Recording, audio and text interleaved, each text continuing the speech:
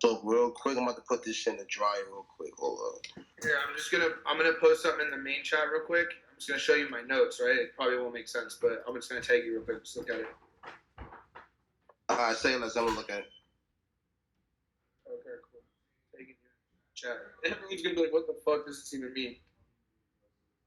These are just notes. Yeah. Oh yeah, I'm gonna test some people. I'm not muted, so you. Okay, got you. So you wait. Oh, it's already been recorded. Okay, very cool, very cool. Okay, so I see what you got. Risk on high beta, Tesla, small caps, Amazon, high low sports, risk on low beta. Yeah. Okay, so like, so alpha. Hold on. Fix this up. I should have beta. It's probably not gonna make because I should have beta under, and then alpha. Obviously, I should have alpha on top, but it's okay. Let's just hold on. All right, so we look at it real quick.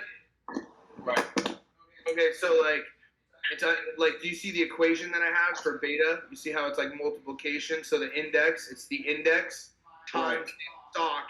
So 1 times 3, then that would be the beta of 3. And then alpha, which is outperformance. Remember we said outperformance, how PayPal is outperforming the stock? Right. Okay, so that would be like, subtracting. You would subtract it. Index minus. Well, so that would be 2. That'd be 2. Shit, my bad. It's a typo. Sorry, I was typing mad fast, bro. Yeah, I'm about to ask you that, but I see. Okay, so yeah. My bad, bro. I've had a long weekend, bro. You're good, bro. You're good, man. To sleep last night, we went out. It was just crazy, and then I had a busy day with the family today. It was on the Hamptons all day, and then just. Yeah, happy Father's Day once again, too. Happy Father's Day, bro. But yeah, so you understand what I'm saying, like, and then being able to track that, say alpha, that outperformance with, related to the index, right? Because index is always 1, right? Because like index is always 1 because that's what the stocks are being compared to, right? Right. And, the stock is what is the how you get your percentage. So right. just adding those into your plays, bro, is just that's how you're gonna be able to catch plays or confirm early plays. Because when you're trying to confirm an early play on a technical side, it's like, okay, I have to wait for that higher high. I have to wait for this. You know what I mean? But it's like you're gonna be able to do it earlier if you can then see that fundamental and track it, say for a couple weeks as your technical setup. Right. You see what I'm saying? I see it 100%, bro. I'm about to take this down. Let me snap this too, so I can actually chart this myself. It's like Spencer, bro. When you notice, like Spencer, when you notice with Spencer, like he's all, well, no, he's good technical too, actually, but really good, like fundamental, and you gotta understand, even his torch play, right? Like you gotta understand, he's been in that for a year and a half, bro. Nah, I know, yeah. You just sit on that. Like you said, though, it's all about know, like, you feel certain fundamentals of the shit. Knowing the fundamentals of the stock, right? So, it makes a huge difference, bro. Just insanely huge difference. So, I just feel like, really getting people to understand, the outperformance, et cetera, is going to be huge. You know what I mean? I feel so. With that being said, right? So, like, like the delta you said, is it the delta I'm talking about? No. So, yeah, like the delta that is in the contracts, right? That's different. That's different, right? That's really. I'm not being confused that with this. That's totally different from what's in there. All right. Yeah, so don't even think, when I'm talking about like the fundamental side like that, don't even think about options. Say less. This solely really pertains to like the index against the actual stock itself. You understand what I'm saying? Copy. Say, all right. That's well, I mean, it can be compared to anything, but like for us, we're comparing it to the stock, correct? Like that's right. All right. Say less. See what other. Let's go through some plays real quick. I don't even know who's joining. I know everyone's kind of been out all day. I literally had no time to prepare. I'm gonna be up for like another 5 hours writing all these plays out. But let's see what we're looking at. Copy. Oh. You're gonna go live with your stream, right? What's that? You're gonna go live with the stream? Yeah. All right. Yeah, I should probably do that now. Sorry. No, you're good. I just want to see how good it comes through on the recording. What's good, Zach? Yo. What's good, my boy? What's good, bro? Ain't shit, man. Chilling, man. Yes, Freaking sir. my Nets lost yesterday. I'm tight. Shit. Where KD balled the fuck out too, right? I know, bro. It's whack, man. He had to put the team on his back, bro. But all them other got hurt. You ain't know how that shit is whack. Definitely. I just saw that. I'll be on there in a second. So I'll do the chart section real quick. Nasdaq. Let me take my phone off. Yeah, bro. These spam chats that these spam bots that invite you to shit, bro. That drives me nuts. Yo, bro, I got so many of them. That's why I was asking like about them DMs. I don't be like really looking at it. I looked at it today. I got so many, bro. Yeah, bro. I have to keep up on that too. The DMs, like I always do, but it just sucks because I always have to look at the ones that are spam. That shit's annoys me. I can usually tell by the icon. Yeah. Usually tell by the icon. That's how many spam ones I've gone through. You know. Nah, that's a fact. They either be just for me no pictures and just colors. Yep. Like this Nike play right now, I don't think this Nike play is something that I want to watch, and I'm not really like there's no rush on this, but it looks like it's definitely going to work itself through a possible reversal, and you know what I mean. It's finding the bottom of its range right now, or maybe confirming it. Like say since we broke that 130, we're looking at maybe 125. But I like this because it's kind of setting up like a whole inverse, the blue lines here. Look, I mean, RSI is also positive. You also have higher lows getting oversold. So, I mean, it can also make a lower low on RSI here too. But it really looks to me like, the volume's high. I mean, the volume's high because they probably knew it broke. Actually, I don't know. It could go either way here. I mean, this looks like it wants to maybe stop here too and be a fake break. Maybe it comes down. It could just consolidate. But I'm really waiting on the earnings. I feel like the earnings, if we get a decently positive earnings or something, that could be the deciding factor that we go, look into the upside on it. You know what I mean? But retail has been running, like Target, for example, here. So maybe expecting Target cool off, and then maybe Nike get going here. Hold on, I'm just looking at Nike real quick. Give me a second. Look at the contract. Volume here for farther out. Damn, 23,000 on August 140 calls. 23,000 open interest. Yeah, look at that. That don't tell you something to look at. I don't know what will. So now it's just about spotting the reversal, looking at the the fundamental side. That was something I was gonna do with Spence. I'm gonna have him kind of show me like the multiples and everything like that, and see what he thinks about it as well, because this might be a good play to, it's still in a consolidation though here. Hold on, I'm going to take this off. Just let me add this. Like this is really just all consolidation, but it's like you can still get your higher lows on your green trend line and then still push up and test these highs or make lower highs. And it's still a good play, you know what I mean? Even if we ran up Nike to 135, that's still fucking money. You know what I mean?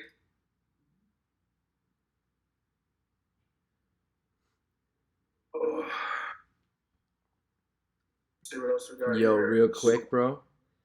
What's that? In the news section, hats.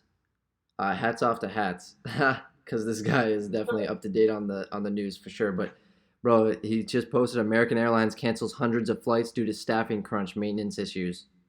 Bro, Yeah, bro. it's zero. Yeah. We should start like maybe looking at some contracts, maybe like buy one or two, just like scale into them, Yeah, I agree with you on that. I just wanted maybe to on a see super if, high. If we can get it on another high up here, maybe a reversal comes just like you got actually right here. Yeah, maybe my high is too high, but it can still it can make a lower high, or it can even make like a little head and shoulders and get a little pump.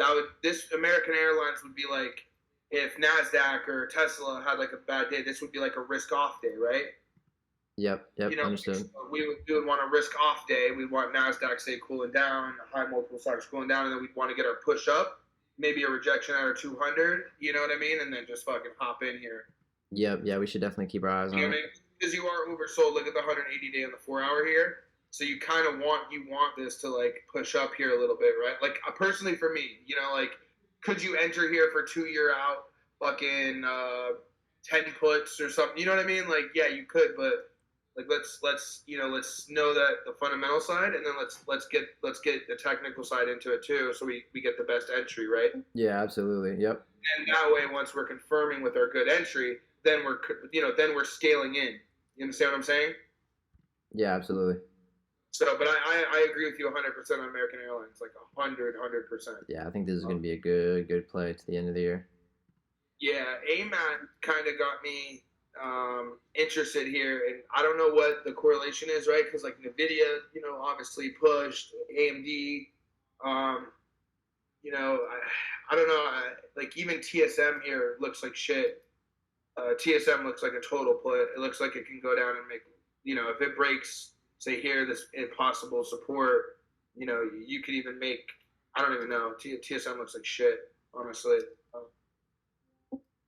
I did say short Nvidia, long AMAT, and I just didn't know what the entry price and entry time on it would be, because obviously things got crazy, but I'm still like monitoring that setup. You know what I mean? Yep. And it's hard. It's like it takes balls to come out and say this short Nvidia when it just hit like 775. You know what I mean? But that doesn't mean we gotta put it now. But maybe wait it until the split. Et cetera, et cetera. But it totally looks like Nvidia. All we did is, this is all we did really. All we did is have our transfer of zones here. Like literally, that's all that was. We should have made so much money on this. But I wouldn't. That's why we can't. Any update or any news on this possible Amazon split? Yeah, I've been hearing about the Amazon split for like 2 earnings now. You know what I mean? I do think just overall, I think these companies are going to get split up. That's a way to like put more inflow, or just like an excuse to put more money into the market, say on the retail side, right?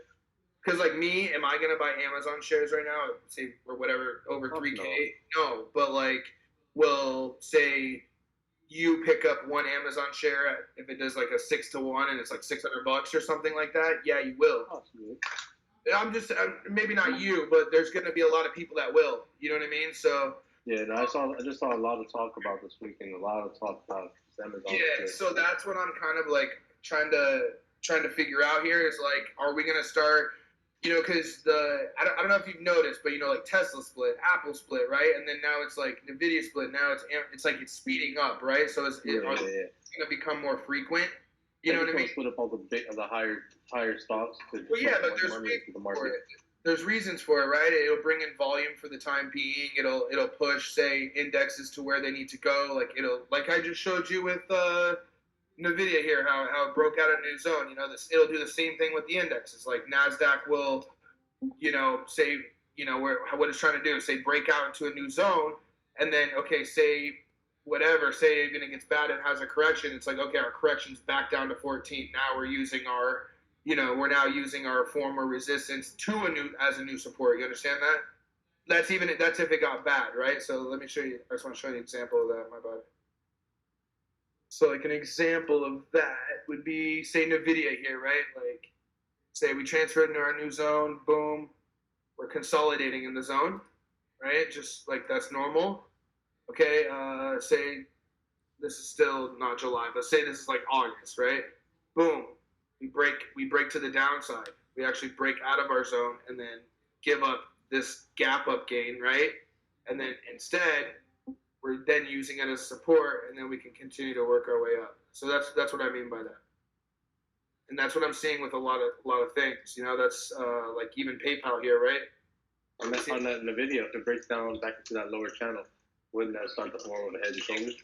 Well, that's if say Nasdaq corrected, right? But Nvidia can even come down to this level here at like 710, and Nvidia broke up, and look what it did immediately. It confirmed its low.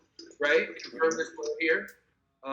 Built out a little wedge here and then confirmed it. That's confirmation, right? To the upside. Boom, came up, tested our high. I'm a little maybe off when I'm zoomed in here just to chart out. And then what are we looking for now? There's besides intraday volume scalps, playing it to whatever, like there's really no play here on NVIDIA because now you're waiting for NVIDIA, like I said, to come down and reconfirm the bottom, which we could scalp intraday, right? Like say Nasdaq's having a shitty day, okay, we can scalp that to the downside because we know where our overall target is. You get what I'm saying? But then in the long term, be ready to play it in the consolidation. Maybe we can pull off on Nasdaq. That gives an excuse for, and then let me come down. You get what I'm saying? Yeah, I get it.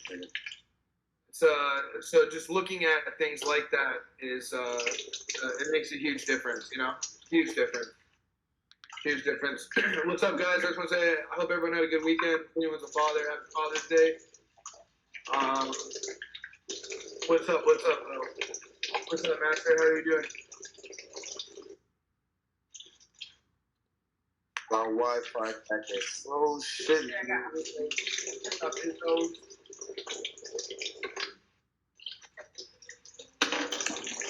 Yo, watch that background noise for the fam. Sounds like you in the bath. Yeah, no, there's the water running, sorry. No, you're good. I didn't know what that was. In here before. Yeah, anyone that wasn't in here before, guys, I just want to. Let's just break it. For anyone that's in here before, I just wanted to let everyone know everything that I'm basically watching is going to be in my chart section. I tagged everybody. Tonight, like after, say, stock talk and stuff, I'm actually going to be doing write-ups on all those. So by the morning, everyone's going to be able to see why those plays, like why we're going to be calling them out or watching them in the morning. Just something we're going to get in the habit of every week, basically. Watch lists, just a lot of levels to them, so everyone knows the levels, when to sell, when to buy. Just kind of really organizing a real watch list and game plan for the week. We also are recording this, so I hope I did go over some, fundamental stuff and, stuff that would be beneficial to, go over again or just listen to. So hopefully the recording works, right, Zach? Is it still recording? Are we good? Or yeah, I'm not gonna check, but I'm just praying. So everybody, just pray for the quick next 5 seconds. Put the hands together. Please bless us, God, with the beautiness of a recording of tonight's Sunday market prep. Thank you. Yeah, Amen. normally by Sunday night, guys, I will have everything. For the most part, I'll have the plays written up, like some, whatever new ones we have for the week will be added in, and then also for, we're going to carry over, obviously, plays, right? So, like PayPal I have in there right now. I have Square in there, so like we're carrying those plays over week by week and updating them, updating the charts, and then we'll just, mark it week by week. Pretty much go from there. See what else we got here. Hey, D, after a session, I have a lot of bearish shit for this week on the little calendar. I'm going to send you a lot. I've already looked at most of them. A lot of them doesn't have a lot of open interest, but there are a few on there that, just that one strike now, it's in 4, 5, 6,000 open interest. So I'm going to send you those tickers. Just post them in the main chat. If you have a list of them. Do you have a list of them right now? I'm going to, they're on the laptop. I'll write them down in the chat. It's all 621 through 625. They're all looking bearish for this week for the last, 20 years or so. So I'll post those in the chats here in a little bit. Word, yeah. I just want everyone, as we go on, we're just going to be shifting things up a little bit. I just want everyone kind of aware of, how I'm looking at the plays. What's up, Master? What's up, buddy? What's good, champ? Just backing my technical side, guys, with the fundamental side. That's really what I'm looking to do going forward, and then teaching everybody the fundamental side, or at least having an understanding of it. Because I'm still, really diving in myself, but just trying to keep everyone up to speed, I guess, as we go along. And anyways, Master, you want to maybe take over some things you're looking at, and whatever. I'm kind of just getting set up here. I'm actually going through that list of tickers that I put in the in macro reports earlier. I'm actually just kind of checking out the charts for myself right now. I didn't even have a chance to look at them today. One that stuck out, Target. We missed that run in Target back up to that 236. Remember us playing that 190 to like 210 range for a while? I don't even We're seeing it go to that 236. Look at that motherfucker. Bro, we talked about this retail push like 4 months ago, bro, with Costco, Target. Like I know, like things like that. Another push since the last time I remember we were playing this. That's Target quite just like this. Yeah, I mean, if tech pulls back, I mean, obviously Target could still pull back, or we want it to like say consolidate a little bit right now.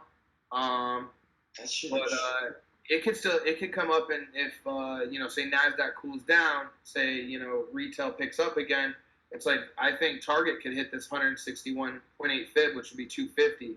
So something to definitely watch, right? Like it looks like it could still make a higher high if retail got hot again. I don't remember seeing that gap up. I just remember playing that 210. I remember 210, 215 was the top, 236. My God. This was the fibs I was playing. I was playing the 78.6 between the 100. So this gap from 190 to 205. Yeah. And then it started consolidating on this fib, and I just kind of lost interest in it, and then I forgot about it, and fucking there goes the neighborhood. You know what I mean? Yep. It happened. Oh, and then Starbucks looks like shit. Damn, we should have been putting this. Dick's Sporting Goods here, DKS.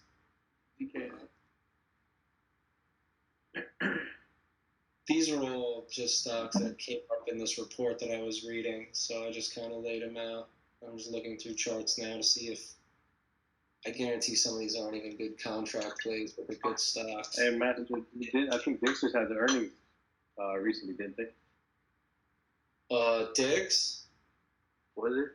I would imagine so. I mean, wasn't that gap up right there the other day? It was nice. That was a hell of a candle. No, I want to say like a week or two, maybe 3 weeks. Yeah, it sounds about right. Look at that. Yo, Money Mo. Yo, good shit, Money Mo. I just want to say thank you, bro, for the testimonial section you wrote out, bro. I really appreciate that because like you tracked the trades and how much you made off them. I really appreciate shit like that. So good shit. Yeah, no problem. Yeah, for sure, bro. Thank you. Yeah, bro. I hope all is well, bro. I know you're mad busy and shit, so I hope everything's good.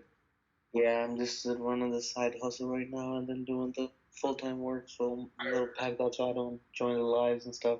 But I do pay attention to the chat and everything. No, word. I respect the hustle, bro. Like, keep that shit up. Yeah. You're killing it, bro.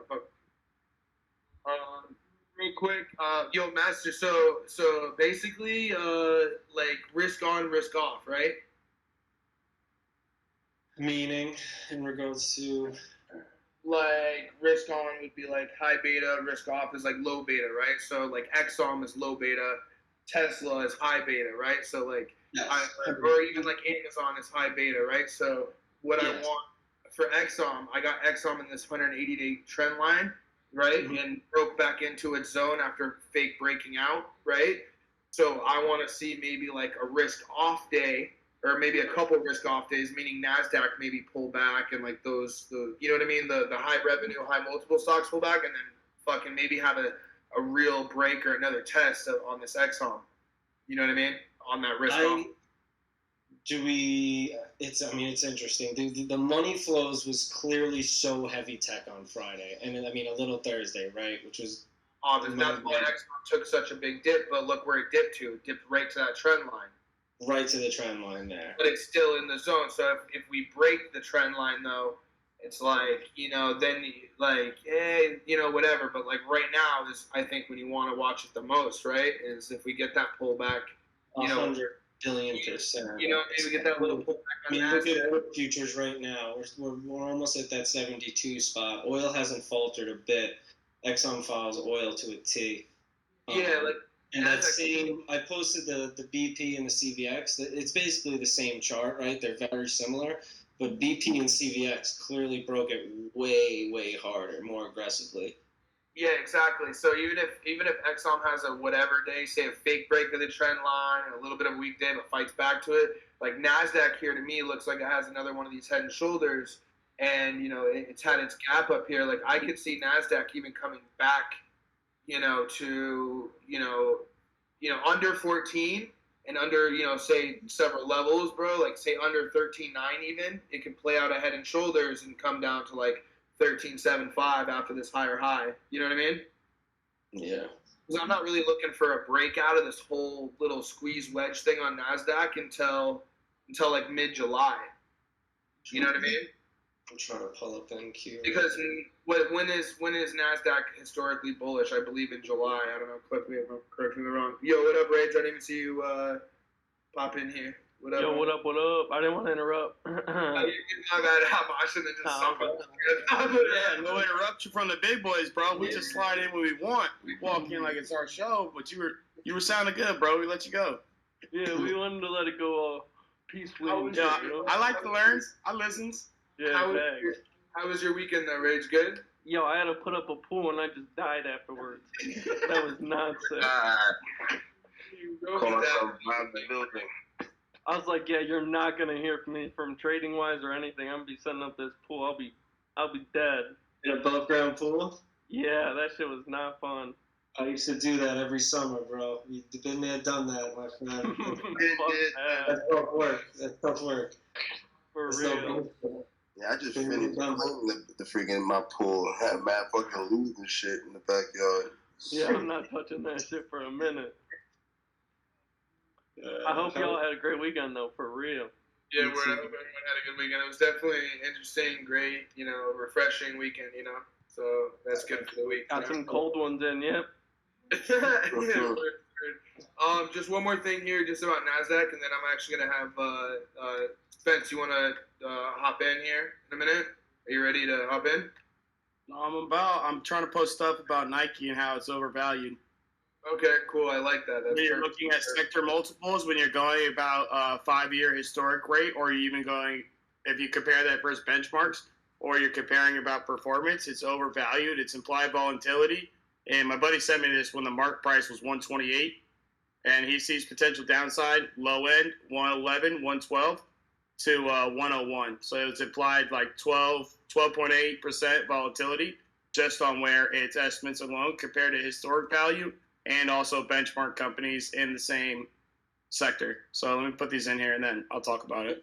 So what do we think, so Nike, right? Like Nike, I got, right now, technically I got it, say higher lows, but if these higher lows are broken, like if Nike breaks 125, for example, my first downside target for Nike would be like 119, 118.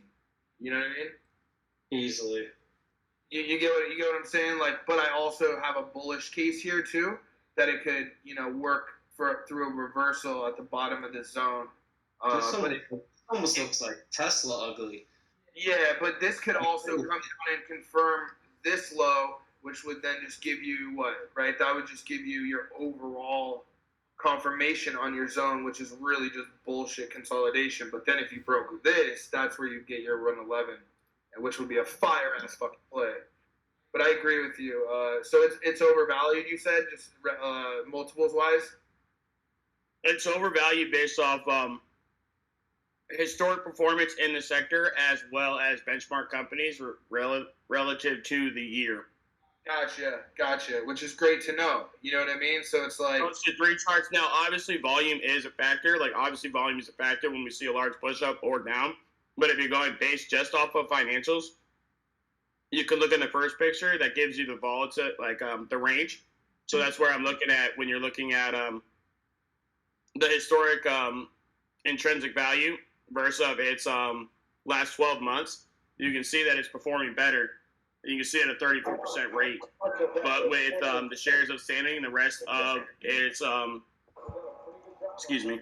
rest of its assets, you're looking at an implied range of that 111.97 is the first, but it's already, the upside's already been calculated in if you're looking at just financials. Oh yeah, you're right. Oh, you're right with 111.12, and then your the extreme target after that would even be like these numbers. I haven't even looked at charts to compare where these goes. This is just based off the math, based off the financials, based off the last 5 years. The last 3 years, the compounding growth rate, and the last 12 months. You can see if you're basing it based off that, which your compounding growth rate. This is saying that even on the profitable times, then pushing money back in, 5 years are negative, and the last 12 months, based on the movement in the stock price, you're already overvalued, which you can see almost a 17% downside on your investment. just when you're looking at revenue and when you're looking at shares outstanding. See, and that's something. But I think before you came in, I was kind of explaining to everybody. So, question: with Nike, it'd be a low beta or high beta stock? Low beta, right? Correct. Okay, so that's what I was explaining before to everybody is basically, obviously, me comparing, say, my technical side with the fundamental side, but also, with Nike, for example, you're bigger with, say, more in depth and fundamentals. So being able to either come to an agreement on a play or be like, shit, like the technicals aren't matching up with the fundamentals, and then maybe we move on from the play or we investigate a little further, and that's how we're going to end up really confirming our setups, being able to set our levels, our price targets, everything like that, and just really getting organized with it. And, that's kind of my plan moving forward with, my plays. And I know that you have a ton of stuff in the works. And so, yeah, I just want to give you the floor if you want to, say whatever you want, bro. And good shit. Go over anything. I'll take the floor. Hold on. First off, we're going to go because it's everybody's bread and butter. It's mine too. I want to update first. I'm going to put in this image about my updated short squeeze information on the baby. Everybody should know what that is. That's the TRCH. So give me 1 second so I can find that image, and we'll talk about that first. Yo, this is going to be recorded, right? I don't even know. Your mom's going to be recorded tonight. This is going to be recorded, though? This should be recording. Afterwards, Zach and I, we're going to also go over that torch video, and I'm going to get my analysis again, and we're going to put that up on our YouTube. And going forward, any presentation like I make on a PowerPoint or any presentation going forward, we're going to have the basis like that, the document on our learning section. And then we're also going to have our link on our YouTube. And that's our live commentary. So that's where you see all the add-ins for all our information. Like basically expanding on that, you're going to have access to both. So just give me 1 second. Let me find this image and we'll get rocking. Yo, I posted some charts on my channel. I gotta run to the city right quick, but if you guys are gonna be on in like a little bit, I'll be back on. We working on shit, homie. Safety, brother. But I'll be back. In the money, Dezos. How was your weekend? What up? Yo, Spence, real quick. Hold on a second. Never mind. There we go. Spence, do you want me to close my live streams? Do you want to live stream at all? So I just close my stream. No, I'm okay. Oh, you did. Okay, I didn't know if you needed a stream. All right, I'll shut the fuck up. No, you're good. All right, so I just posted it in the main chat. This is an updated, which is going to be on the slide, but I just want to go over it. So a couple of pieces of information that came out over the weekend, all benefits, all claiming the squeeze. I just kind of wanted to go over it. The first big thing we saw was that the 1250 options had just been opened up. That means that they're implying that there's a bigger move, and they're trying to capitalize on that premium going forward, knowing that most option calls expire at 0. And going forward, these option calls are also going to be affected with the stock split. If you look at the shares short available, you'll see it's at 50,000. On Friday, we're at 0. That means two things. A, could be part of the sell-off, and B, that's also that these people selling contracts are also opening up shares available for short. The problem with that is that come, let's say, Tuesday, you open up a new short on Torch on Tuesday. Now, and they'll sell, let's say they sell before Thursday happens. That means that they have to pay the value of the special dividend back to the person they're borrowing the short because they won't be entitled to the dividend. That's why Monday morning is very important because A, we're looking at volume, and B, we're looking at who's pushing out when it comes to the short volume ratio. So if you look on the 17th, we were at 22, and we've seen it increase on the 18th up to 26. That means the volume of them shorting has increased, which that's mainly seen through the options contract. That's where I see a lot of the flow coming because there's still not a lot of shares available. To see a 4% move, you're looking at least 300,000 shares roughly estimated to be short. So they weren't there to be available. That's where this option contract comes out. Now, normally we'll play, like we see that 12.5 open up, and even like AMC days, we're like, oh, great, awesome. But that's not taking into account the preferred dividend. That's what makes Torch different. If, like, so let's say if they didn't have that special dividend, then hell yeah, I'm buying up because Torch come Monday, I see 7 to 8. Upside's great. Come merger time, I definitely see 12 to 15. I see the value there. So normally we would play that, but with the special dividend, that's why we're going to stay away from that. That being said, Torch is also 20 million away from being a 1 billion market cap. Whenever you're talking to any large investors, they're not touching these things 2 billion lower. 1 billion is where they're starting to take notice. So just that market value coming up, you're going to see large upside just on that market cap going up to that 1 billion mark. That's actually really significant when it comes to Torch.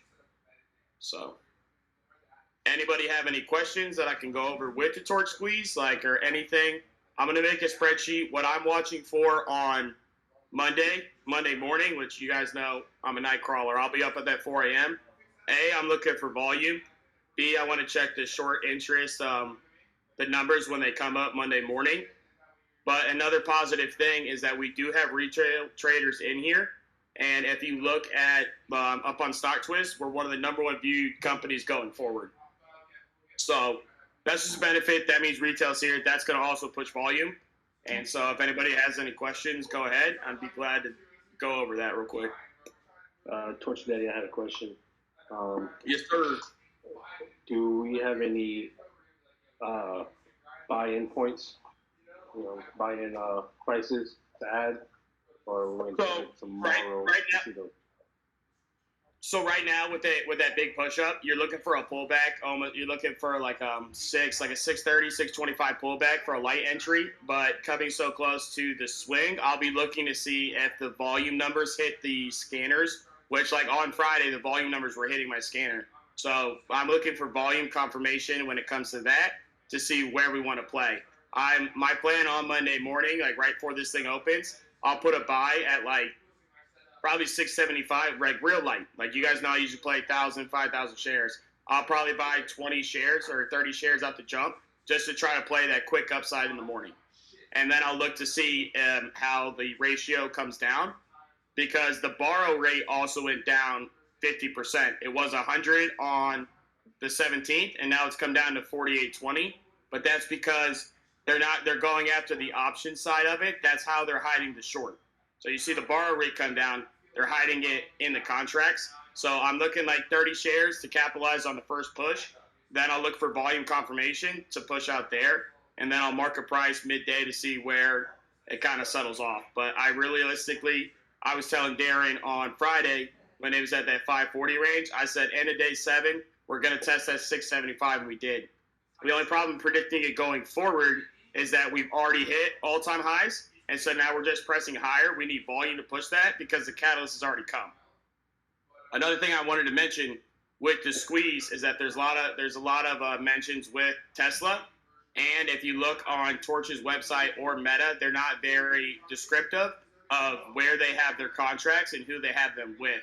So I believe that's something they're going to hold for a catalyst going forward, is that after Meta settles off, we're going to see that catalyst hit, and we're going to see that Tesla news hit, and that's what'll push it back up. That's why I'm safe holding Meta. But I did say I still am taking a third off the table come 4:01 on Thursday. But the reason I'm doing that is because I'm going to be buying into 30 leaps or maybe even 50 leaps come January when they first open up. And I'll use that third that I'll take out. I'll probably put 80% back into the company, hold 20 for myself. And then with that split, I'll use 20% towards the leaps and use that 60% to ladder back into Meta whenever it settles off.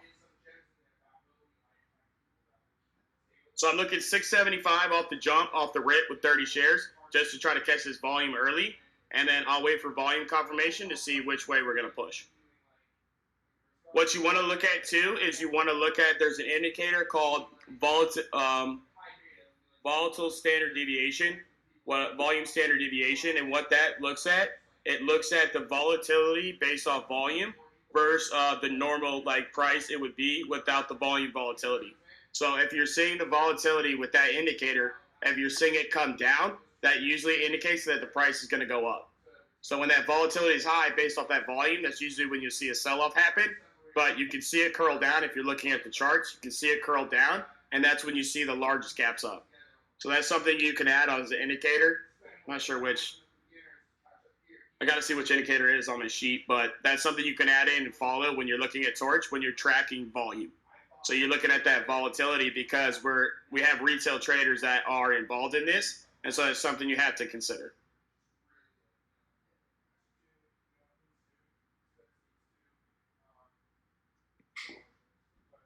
Let's go. Any other questions? Sorry, that was a little long, but you just kind of sparked. I followed you. All right, cool.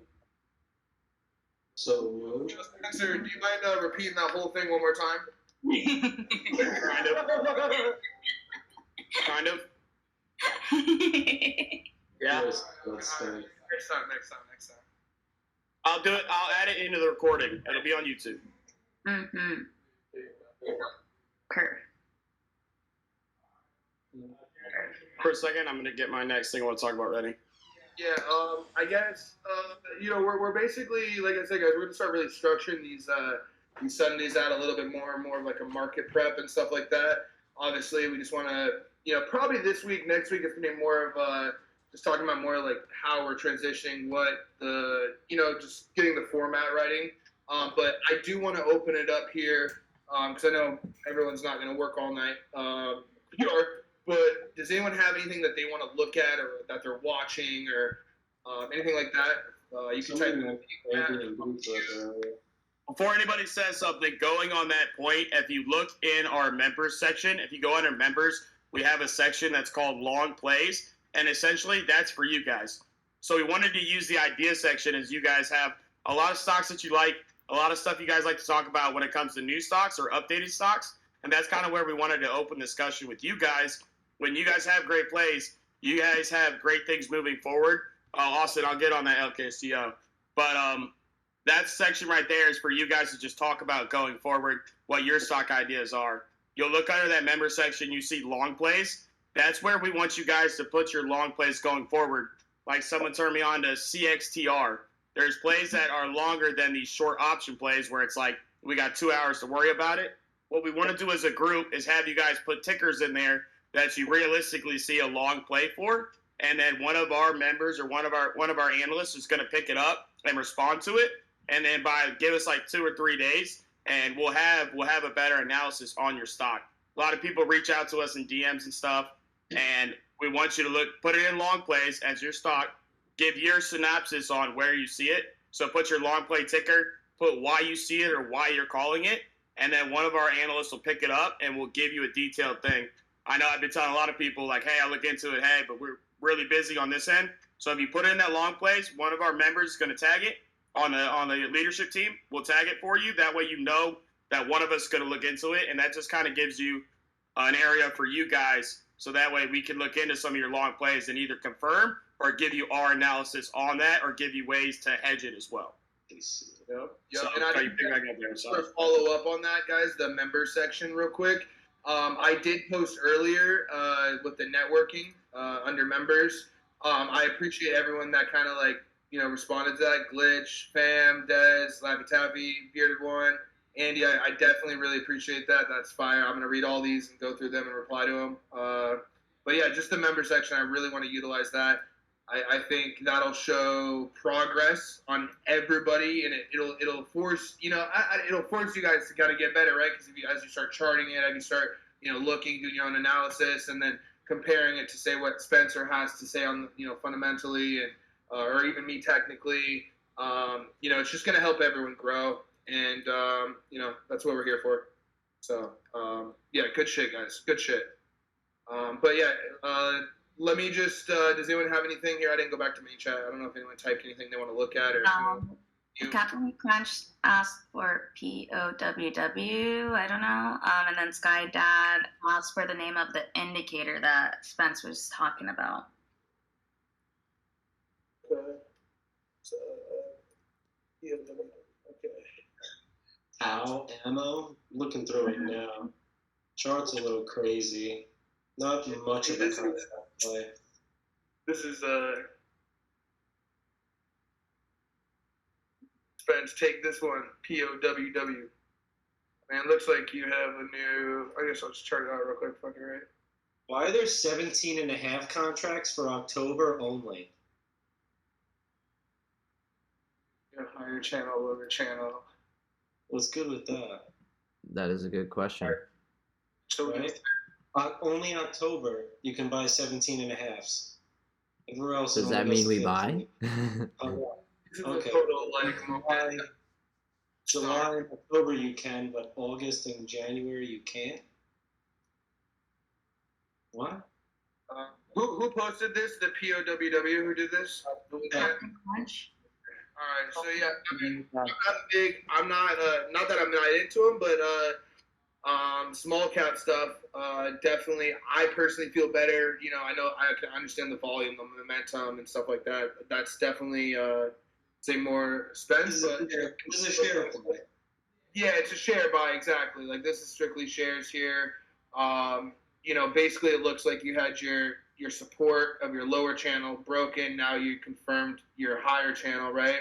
And you're just playing in this little range. So if I broke out of this range with volume tomorrow, just technically speaking, right, I would then, you know, buy it to the upside if I was scalping shares and stuff. If not, I'm not sure what your setup is on this. If, Captain Crunch, if you can explain or just put some notes or come off mute. Like, what are you looking at? Are you looking for like a long-term buy? Are you trying to scalp this tomorrow on volume, momentum? Like, you know, all those things will kind of like give me a different, I guess, answer or news or fucking financials. yeah, or yeah, even the financials. So like plays like this, if it's something that is like maybe longer term, you want to watch over a few weeks. Just yeah, this is something that you would then throw into the members. Because it depends on what you want to do here. Like I don't know anything about this company. To like Ammo Inc. See, it's hard. They don't make any money, I'll tell you that. Looking at this stuff now, they don't make dick. Yeah, but it does No money. They don't make no money. Yeah, but you know, if we're talking risk on stocks, you know, that's you know small cap. You know, wow, Smith and Wesson, fucking damn, Smith and Wesson's at 23 again, huh?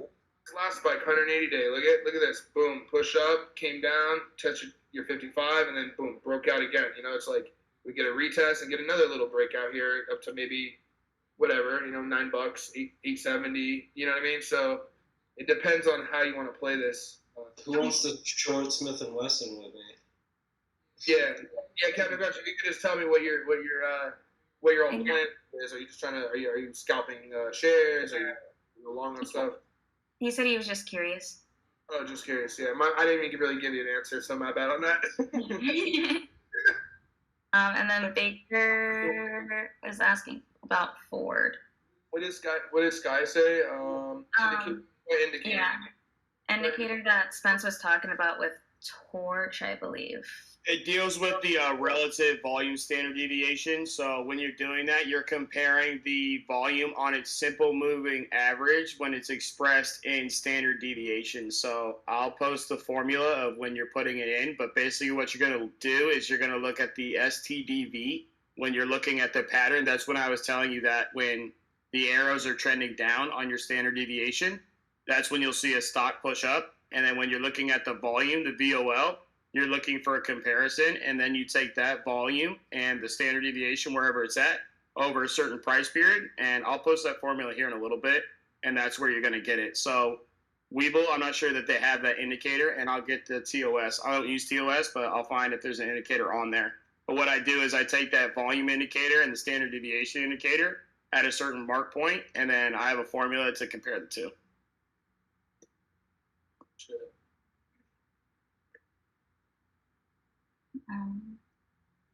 Oops. Roku, Jack's asking. Roku, yeah, that shit ran last week. Oops.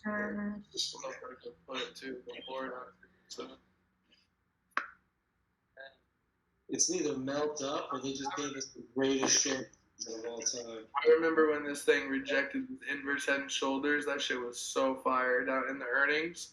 Mm-hmm. We were in remember 350. No, it was like 350 puts. I think at one point we were playing something. There was something like that. That was the same time when I was in shot puts, and that week should have been huge. Look at this. Roku. I don't know. Roku's still dead center, like where? Yeah, dead center. It's like stuck in this big little fucking zone here. It's in the center of the zone, so bouncing off the 200. I know it sounds crazy. Like, yeah, you can play the daily momentum on it. I just don't like how hard it pushed off the 200.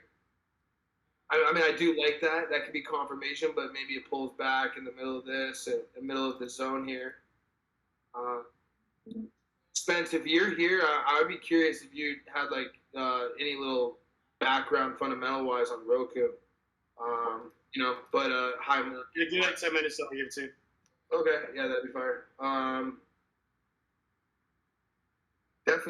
Definitely worth watching, but it's just in the middle, right? Master, you see that, right?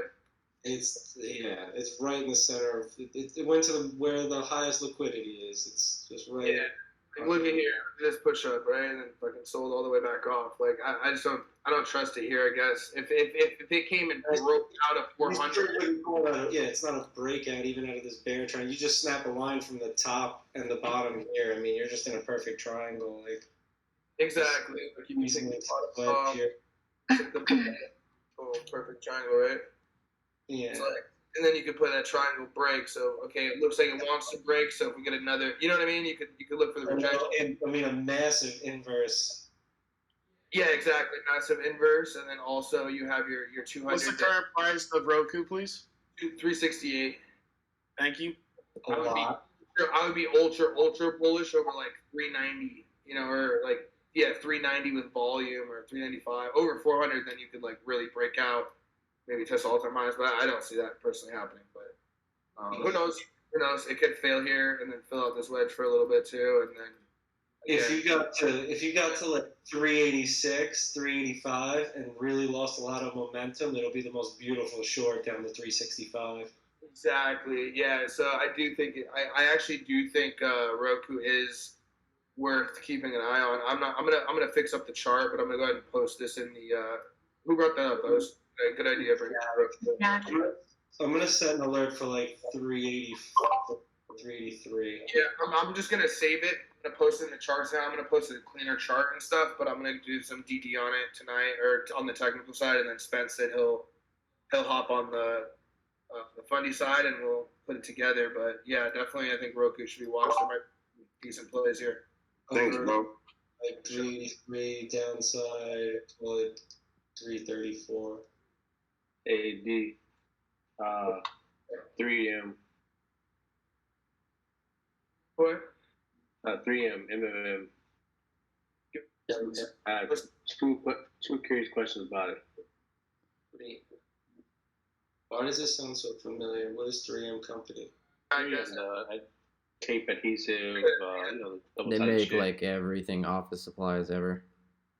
3M off the technicals is showing upside. 3M off the technicals is showing a 263 upside based off the benchmarks first the last 12-month moving. If you're looking just at the technical on 3M, you're looking at a price movement about 37% on the high, 23 on the low end. That's based off just its multiples compared to what I usually compare it to when you're looking at revenue growth over the way they reinvest, because even their 5-year CARG is sitting at 1.2%. So, but the last 12 months, they're really putting money back into it because you can see that at 6.9%. That's meaning that they're just putting money back into growth. Okay. On top of that, the last 12 months, you've also seen an increase from the fiscal year. It's pushed up from 27.9% to 28.5%. So you're looking at profits are moving up, revenue is also moving up at the same time. So if you're adding in your, if you're checking out your EBITDA on that, you're taking your revenue plus your EBITDA. You're looking at the last 12 month EBIT. You're looking at 17.7x. So relative to moving average, when you compare that to their benchmarks versus their implied intrinsic value, you're showing the low end increase at 235.75, and you're looking at a high end at 263, based off a market price of 191.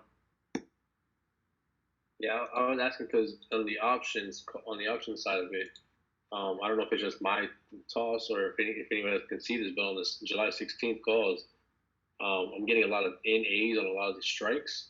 Every couple, it's like every $5 or $10 you're able to get a contract. I would call these. I mean, I'm looking at the leaps here. People are People are like, Yeah, the on the July Can 16th, you put me in a leap? Put me in a leap for like when you look up leaps on that for like let's say August, September. I need to look when that sector performs well, but 3M was a COVID play all across, and it's a safe play. So you saw when COVID started popping up, a lot of people dove into 3M, and now that we're kind of railing that inflation back to it, you'll see a lot of people pour back in. So I'd say leaps like August, September are probably pretty Gucci for that 245 range on options on the leaps. this might be a great, like, buy a January 200 right now and just hold it. Question real quick. The open interest on 210 July 16th is 14,000. Yeah, I would want way more time on something like this. Even. I would dead ass consider like a 200 for January and just hodl that bitch. Yeah, exactly. Yo, Spence, so question, this would be 3M, this is low beta, correct? So risk off? It's risk off. It's protection play. Oh, there we go, protection. And you're also, see, if you guys are looking past always just playing options, no offense, lots of money, I got it. But 3M also holds a dividend yield of 3.9%. Now, relative to price performance and good shit. price performance, dividend rate, and you're also looking at the volume, you're looking at an upside on shares, and you're retaining that 3% dividend rate. So you're looking at like $6, you got range on your shares if you're just playing shares. So something to think about. This could, let, like, say NASDAQ ran, say July, right? And it was all risk, it was mostly percentage risk on, right? High multiple runners, like whatever, right? So 3M, like this could, since we had that big drop, this could now, say, consolidate, maybe make another couple of little lower lows, whatever, but, it'll start picking up as that dividend comes through, right? So you want, like, time on it. Yeah, people will start. Correct me if I'm wrong, Spence. I would look at leaps if you're looking in August, the first week of August, second week of August. I'd look at leaps if you're going call side, which I would, just because they report dividends on August 14th. They're quarterly, so their projected dividend date's August 14th. Okay, that's why you see all the October 21s. Sorry, August 20th. My bad. Okay, so I see. One with 200 calls, you got more volume than open interest. But I see these 230 calls for October 21st. For like 80 cents, 85 cents. October. Or even January 2022. Look at those. That's where the money is on this. That's what I want. I want the 200s for January. With shares, pick up 20 shares, and then you're collecting essentially $120 in dividends alone. That's a high premium, though. I think with this, you could even play a little further out and play where the contract volume is at the 250s. I like the 250s for January 2022. I mean, if you're if you see that money chasing in for the dividends, like you said, October to August, then just play the beta, just fucking get the quick run. I'm saying if you get in those, because you always see I'll see how. I need to look historically how the stock goes with dividends. I mean, normally people pile in for ex-div, but I'm saying that's why you would target August, like beginning August, or even you see those Octobers, because those Octobers, next div payout's November 18th. Yeah. I mean, if you timed the move like perfectly in terms of like the move, the push up for the dividend, right? Like you're seeing them pile in. Then the 200s would be better. You know what I mean? Like, but the premium's so high. You know what I mean? So I feel like you have a high premium option here for like a good entry, and then you also have a low premium option for some wiggle room and to add in to scale in. So it's like two different sides of the play, right? Your estimated dividend range for 3M for 2021 is anywhere between 2.86 and 3.63. So it's down over the year. That's because of the stock price push up. This thing just got bombed out. Like, this could really be a great buy here. This is like a total reset. I mean, finances were good. Like finances is signaling a buy. The chart looks like, I mean, you have to buy this here, right? I mean, otherwise, if there's something wrong, why would the stock get beat up like that if everything's perfect? I wouldn't mind seeing like a higher low though, RSI wise, just to give me like a little extra confirmation and shit. You know what I mean? You need to see some numbers come into that. The chart looks really ugly on like a 20-day. Yeah, Yeah, like absolute amazing long. You know, that's the problem here. Yeah, if you have the wiggle room and you can scale into it, then yeah, this is like your long. This is like where you want to maybe start your position, right? If you look into it a little more. Who's holding this thing? But then it's like, oh, if we're expecting NASDAQ to be super bullish through the month of July, it's like, you know, those contracts, why even be in them for, you know, they're not really going to move anywhere. Say, not saying it's going to go down, but say it just consolidates.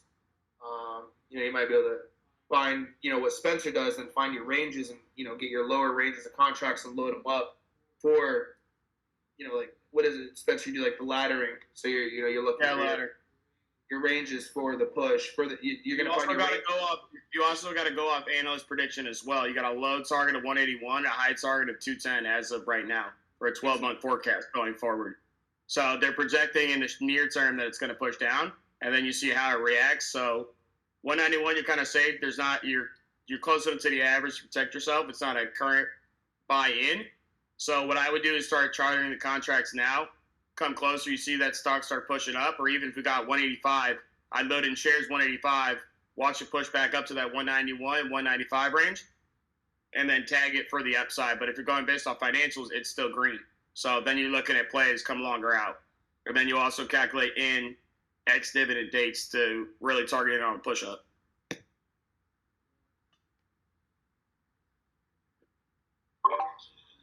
So whoever called out those two plays, the Roku and the 3M, like that's a good example. Even though we spoke about it here, that's a good example of putting that member section so that, you know, say one of the analysts in here can kind of come through and, you know, put their piece on it too. So if you guys want to throw those in there and be proactive about it and kind of get that going, that would be fire. If not, then we'll get the next one. But that's just a perfect example. Hey, D, I gotta ask you a question. It's Jack. Can you look at what is it? Lemonade. I'm looking to put a play in a 125 call for September.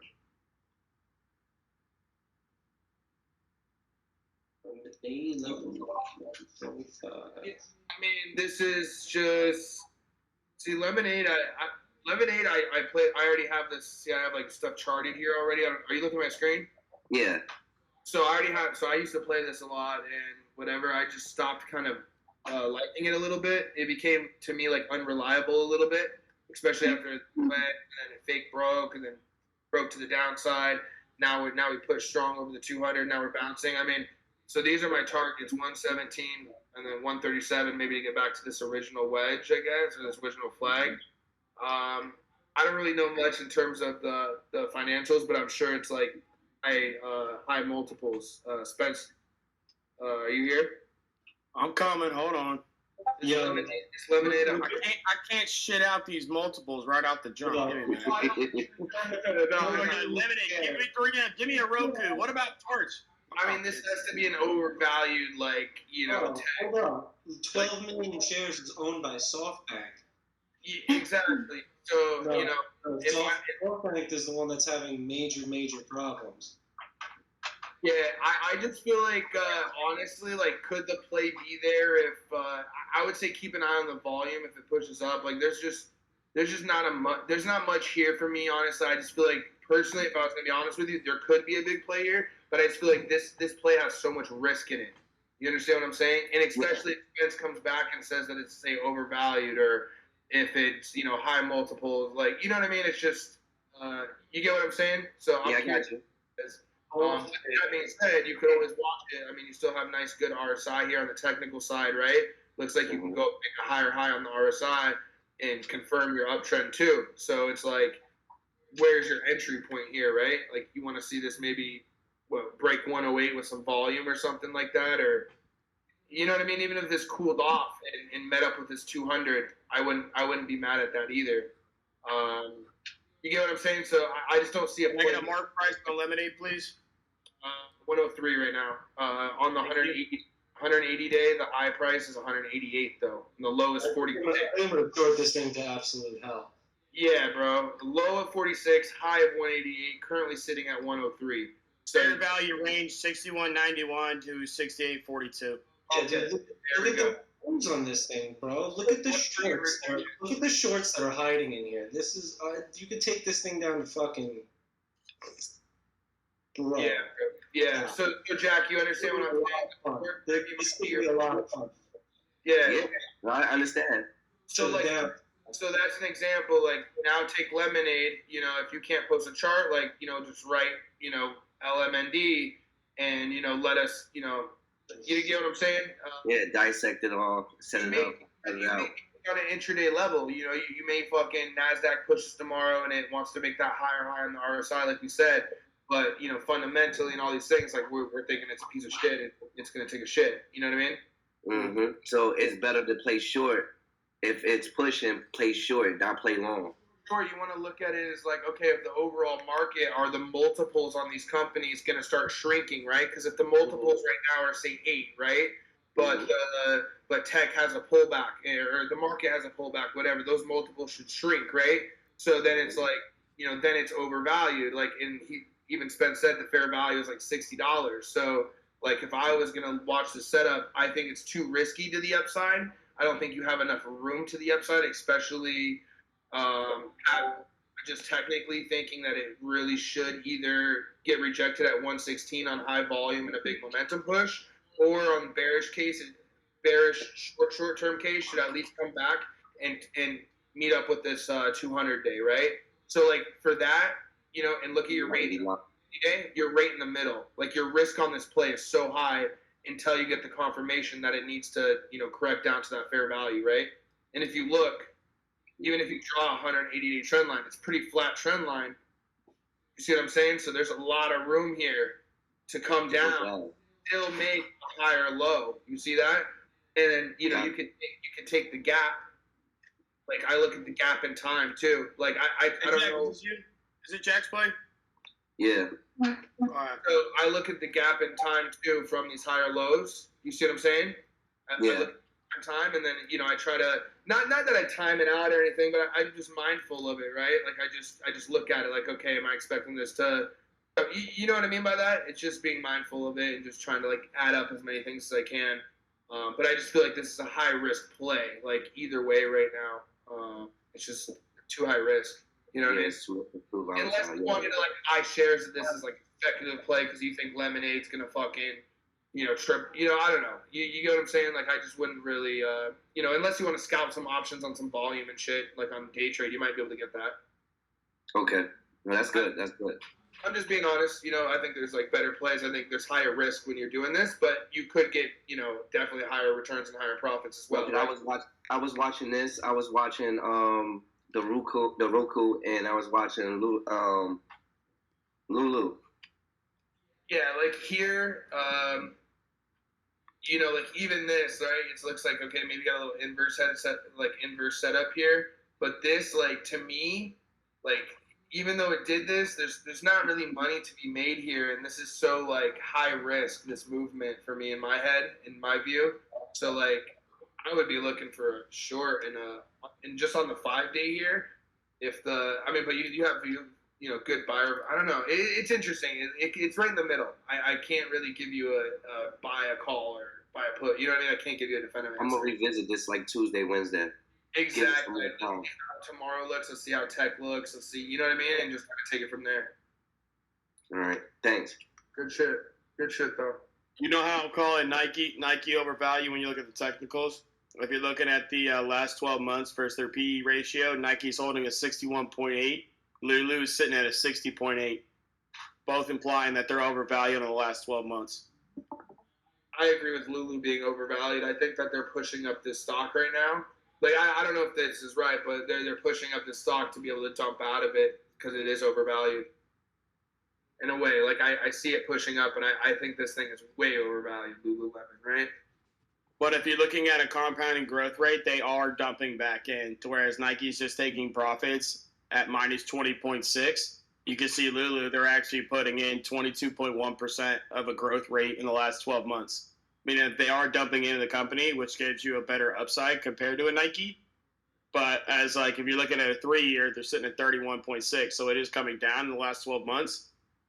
But going forward, they look like a healthier company when talking about growth or pushing into growth. So maybe like Like jetpacks and the leggings, like how much more can they do? Hey, you missed the biggest moneymaker, bro. Fanny packs. I have like 7 of them. Summer. And what about the mirror shit? Oh, it's $3,500 go time. You know, what about the mirror shit? Lululemon owns that, I think, the mirror workout shit. So they're investing into other. Really? Yeah, bro. I mean, yeah, they own the mirror workout thing. So like that shows me too is they're investing money into other products to create other revenue streams of their business, which is good. But what Spence is saying, I agree. I think they're with him what he said in the last 12 months. They're kind of like even with those new products, they're still plateauing. Which then you know what I mean? They're not that they're plateauing, but bro, like Lululemon, every girl buying leggings, you know. So that's what I'm saying. Like you're seeing the same thing with Netflix, bro. Like you can't keep up fucking 20 million subscribers every fucking week because who the fuck doesn't have Netflix? Like if you don't have Netflix by now, like you're not buying fucking Netflix. Like let's just be honest. You know what I mean? So they have to pay so much money to produce shit and shit now. They're spending so much for Netflix. Exactly. So just things like just to keep up with all these other streamers. Just to add on, Spence, to what you said about the last 12 months, like that they're maybe my theory maybe is they're like kind of plateauing even with the new products and stuff that they're launching. You know what I mean? But still healthy revenue, still healthy company, but maybe it needs a reset, right? Yeah, their equity value is pushing up. If you're looking between like the last couple of years, their equity value is pushing up. But at the same time, if you're going into sector multiples of a PE, even if you're pushing it at 51x, like if you're looking like the last 12 months on multiple, even the mid-range historically for that stock was trading at a 50. So you're implying a farther push-up with equity value going up. But even that, with the shares outstanding at like 130, you're still sitting at an implied range of 262 to 290. Like that's the problem with going into these companies. We're getting to the top ranges. They can push up on volume, they can push up on news, but the financials aren't matching up. Financials aren't matching up, exactly, which is why possibly maybe after the summer we're looking for those multiples to shrink, which then the stocks would pull back. Correct? Heavy. Correct. That's on a 50. That's on a 50x. Like the benchmark on the last 12 months for that sector mid range is 28. So you're giving a valuation on Lulu at 51x. That's like you're almost giving close to double. That's huge. Like that's ridiculous. Like those need to shrink. We need to correct. Yeah, control. Drastically, correct? What do you think about Netflix? Honestly, we haven't looked at Netflix. It's kind of been just chopping in this fucking. Especially with like inflation too, right? Can you tie inflation into that too, with like the revenue and inflation? To you know what I mean? It affects different companies differently. Yeah, you know, inflation can be a tricky one. I was just curious. Yeah. Sure. Nice little powwow there. Good shit, guys. Don't make me bring in math.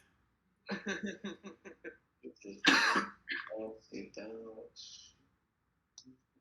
else?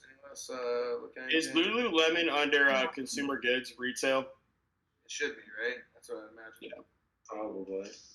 Baker was asking for Ford earlier. That motherfucker Ford. Mm-hmm.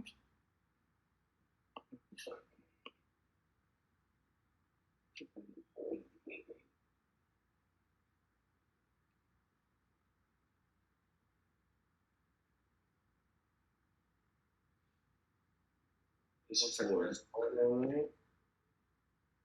1655. I'm gonna step away just for 1 second. I just got a quick phone call, guys. Master, you wanna maybe hop on and look at? Yeah, I'm taking Ford here. All right, I'm gonna be on mute, guys. Ford's been interesting just because the amount of, I mean, they've clearly been trying really hard to fucking squeeze this stock up. We saw it even like 2 months before it got up into this fucking 15, 16 range. We were seeing it in the flow algo all the time, constantly. Those 15s were just getting buried. So now we're at that 1658. We finally squeezed up, right? Rejected it right back to the bottom of this liquidity zone at 1450, right back under the 200 on your 180 day. I mean, you expect a little relief bounce here, but I mean, if you don't, you got this whole nasty gap to fill.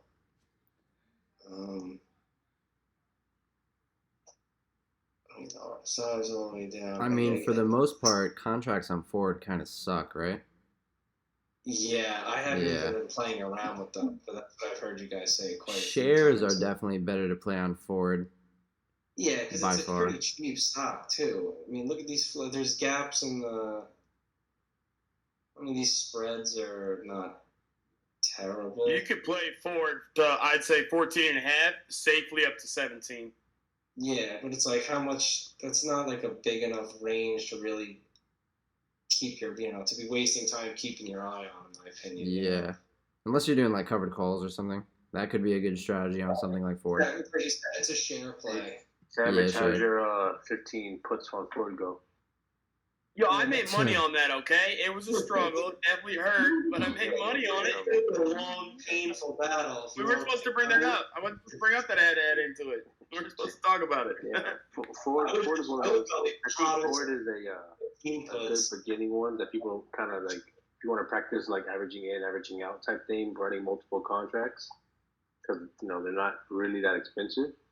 But I think forward is a good practice one. It doesn't have to move much to make a few bucks. I mean, let me just play puts on forward. Yeah, 15s. Yeah, we did like 15 racks. We were playing those 15. We were playing those 15 puts, bro. Remember, we got stuck at 15 and a half, and we didn't move till like the very last day. Fucking crying, bro. Look at See, this is like exactly. Like, the only thing I would play here is the short side, and then if you go to the contract flows, they tell you the same fucking thing, right? Go to your September 17th,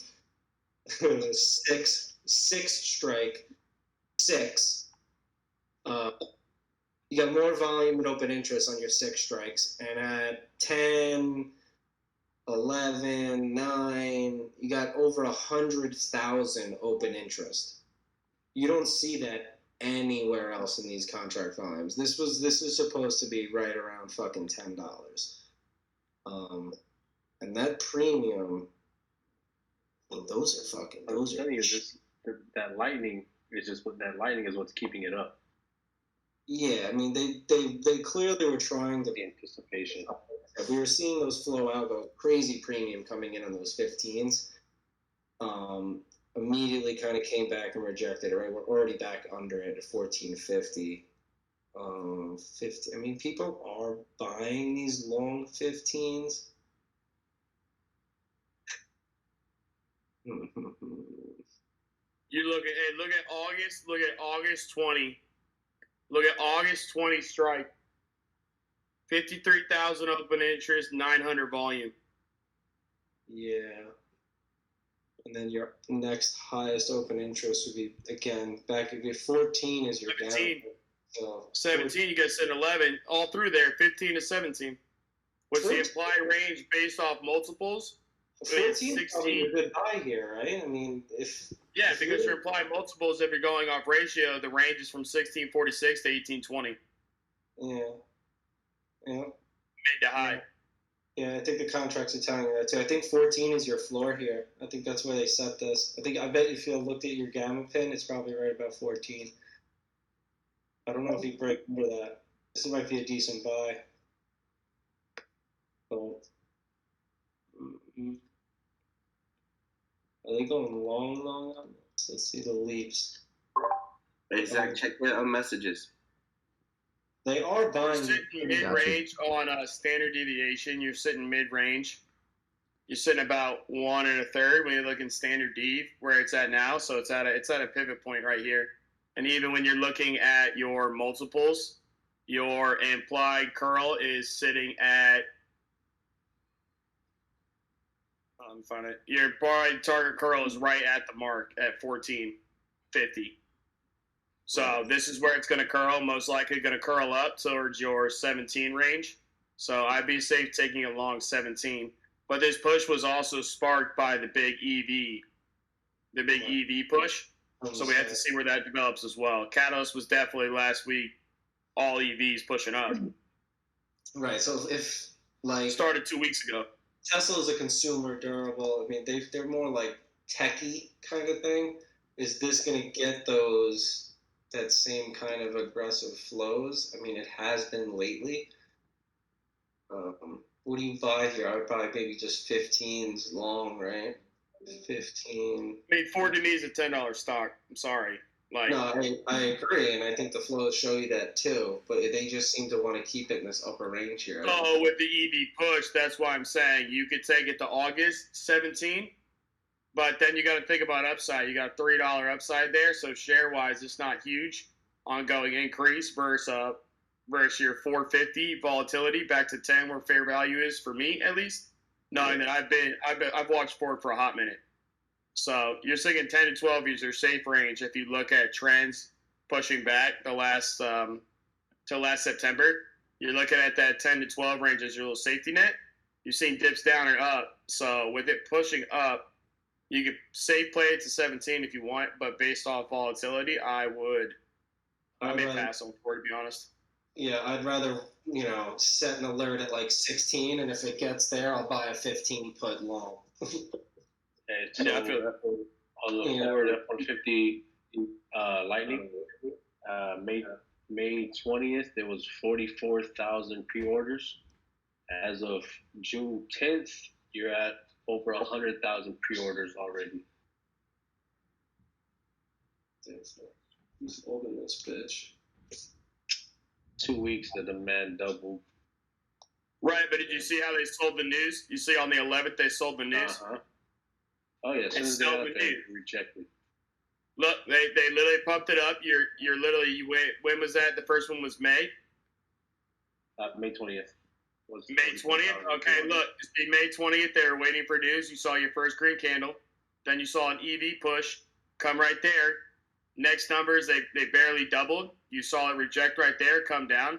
So I'm thinking it's going to safe curl down to 13.5, 14.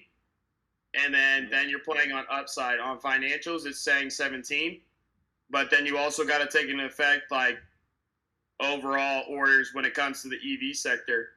Then you got to start comparing it to a Tesla truck. Yeah. So then I would look into the pre-orders of Tesla trucks and of the GM Hummer. I'd look into both, or look into Hummer and look into the projected numbers and see how it affect their stocks and get a range. And then take the averages and see where Ford sits in that average. You know what I'm saying? So take the stock movement to that June 10th date and take it across the board when it comes to comparable vehicles, and then get that average, and that'll kind of give you a range of where to sit or where Ford sits compared to its competitors. But if you're looking overall, comparing it to, if you're comparing Ford if you're looking at GM, Tesla, and Ford, like if you're looking at Tesla, they sit at a 542x valuation last 12 months. GM sitting at 9.6, and then you're looking at Ford at 15. Yeah, so it's trending higher than GM when you're looking on last month to PE ratio, but it's not going to touch a Tesla. Like Master was saying, it's more of a tech/SpaceX. So then you want to compare it to GM. It's trending better than GM when it comes to the last 12-month ratio. And that's why it's giving that swing up. GM is at. Yeah, they also pumped it with the whole new facility. Yeah, it's just every news article is a pump. See, I can't believe GM is at fucking 58. When the fuck did that happen? I swear, there's some plays you just kind of like fucking forget about. Somebody was talking about GM. We were playing GM from like 40. Hey, Spence, you planning on playing the Carnival and Rite Aid for earnings? What's Rite Aid's ticker? Hold on, I just saw it. RT something maybe? I have no idea. Rite Aid. It's RAD, R-A-D. R-A-D? R-A Dizzle. Rite Aid? No. came right down to the 2 Wow, year this was an thing, sitting amazing right short. on it. It was right in the middle of the highest liquidity zone. I mean, your RSI is all the way down rated. ECL. A little bit of bullish daily. divergence on the RSI there. Off this 200 EMA could be a good bounce. Could be, right? I mean, it's cooled off right to this 200. When was earnings? This week or something? I can't see that because I'm on my phone because of the recording. I think it's Friday. It's either Thursday or Friday. Okay. We'll look at their financials and shit quick. Your CCL broke out of its little channel, was in and broke back into it. Earnings on the 24th. Do we know when the first Yeah, sale Thursday. date for Carnival is in Florida? There was I met somebody today that just came back from a cruise today. Right, but I'm saying Carnival not to its private island, like Carnival traveling to others. Um, I'm about to find out for you. Give me 1 second. I saw some kind of cruise news about someone getting COVID on a cruise. Yeah, so the first Royal Caribbean cruise, that's what caught the COVID case. That's what made me hesitant because they wanted to push back against DeSantis sailing. They wanted to push back on it. Well, DeSantis was pushing back against the passport. And they said everything's safe, all vaccinated. Then Royal Caribbean had the first one. That's when we saw that big dip come down. Still bullish on the sector, but not as much. Now, when it comes to multiples wise, like they're all negative. Like everything's negative. Nobody's sailing, so it's gonna take a minute for it to come back. Another thing with go ahead. Find a way around it. Sorry, real quick, just want to input it. CCL did find a way around the whole June unable 31st. to ask Is July for 31st. COVID cards. If you don't want to release the information that you have been vaccinated, it's $160, I believe, per person on board to be vaccinated. So either you tell them you're vaccinated, show them your card, or you have to pay $160 to be tested. So it's not to be vaccinated on board, right? That's just to be tested on board. Yeah, you don't want to release like saying that because they can't ask you if you're vaccinated, right? If you don't want to give up that information voluntarily, everybody in your party, even kids, will be charged $160 to be tested for COVID on board. Yeah, because that was the way around. Because Royal Caribbean, what they did is they gave them a week before to have it tested, and then those 2 passengers caught it in that week. So that's probably how they're getting away from it, around it at least. The HIPAA law. That's why they can't legally require you to give your info, your health info or records out because of HIPAA. So they're going to start taxing people because of that. That is fucked up. Yeah, they'll be out of business in no time pulling that fucking card. The government needs money back from all that free pulling that card. Yeah, government going to make their money back on all that free testing. You better believe that. What date is earnings? Better believe that. Thursday. I'm going to talk Thursday. I just want to say good night to everybody. I want to start really writing up all these plays and thesis and everything. Spence, pop down to chat whenever you're done. If you've got time and shit, I'm going to be in there. So, and Master, pop down. Yeah, I guess good night. All night. I slept so good. Spence, what you was about to say? Hold on. I'm tracking how it performs in the earnings. Okay.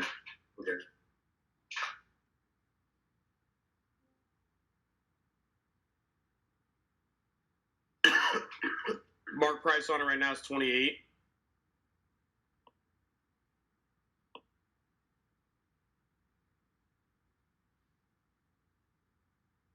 This stock is a monster. Well, and Master, what do the contracts look like on CCL coming next week? You see any 30s popping? Let me see. You said this week? This is earnings week? This is earnings week. Oh my god. 32s. They're smashing them. Yep. They're smashing the 32s. Because if you look at trend, if you go to earnings, if you go to your day chart and you look at earnings, every earnings you've seen a pop. Yeah, you've seen a head and shoulders form right on earnings date has always been mid head and shoulders. Look at your last three. Earnings dates, or your last two. you'll see a slight pop up Head and Shoulders on the day chart with earnings. So that's what they're calling. So Monday, you're either going to begin your little pop, or you're going to see a trend up. If you're looking at standard deviation, you're sitting at 112. So you're under the range. Like it goes from 2 to 0. So at 112, you're just a little higher, but it is trending down. So that means you're going to see a little spike up. So that 132 is definitely relevant. So that's what you playing? I'm not playing cruises. Don't come at me. I'm sticking to my little dividend safety net. I did want to show you guys something that I'm working on, and if any of you try to steal this, I'll axe murder your children. But I'm gonna post a picture in of the main chat here in a second. Basically, what I'm working on is an Excel formula for the group, where we can talk about a stock. We can do our analysis. I'll have an automatic update on my page, like my small cap page. It'll automatically update and rank each one at the same time based off distance, based off performance, and at the same time, it'll give you the ranges, the entry ranges at the current price based off of movement. So when you're playing small caps, like I always say, don't go under 10%. But what the formula is going to do with the entries is it's going to expand the percentages if the stock's not moving. If a stock's not moving, you're not playing 10% buy-ins because it's not moving your time. So whenever I'm finished with the spreadsheet, it'll give you entry prices. And I'm also working on giving it like catalyst, like LKCO, somebody mentioned. The catalyst that we saw from 190 to 245 was their EP MAPCO in China just got announced as China's going to use it all over, starting in the Beijing region and pushing forward. So that's why you saw that catalyst. Most of these small caps, you're looking for a catalyst. So I'm just going to post an image, and then that's what I'm really working on for the group. That way we can add in our small cap plays, kind of track it. And that way when you go to look for new entries, you'll have it all in one sheet. Okay. Super dope, super dope. I'm going to end the recording here. So anybody that's watching on YouTube, thank you for tuning in, and we will catch you on the next one. Well,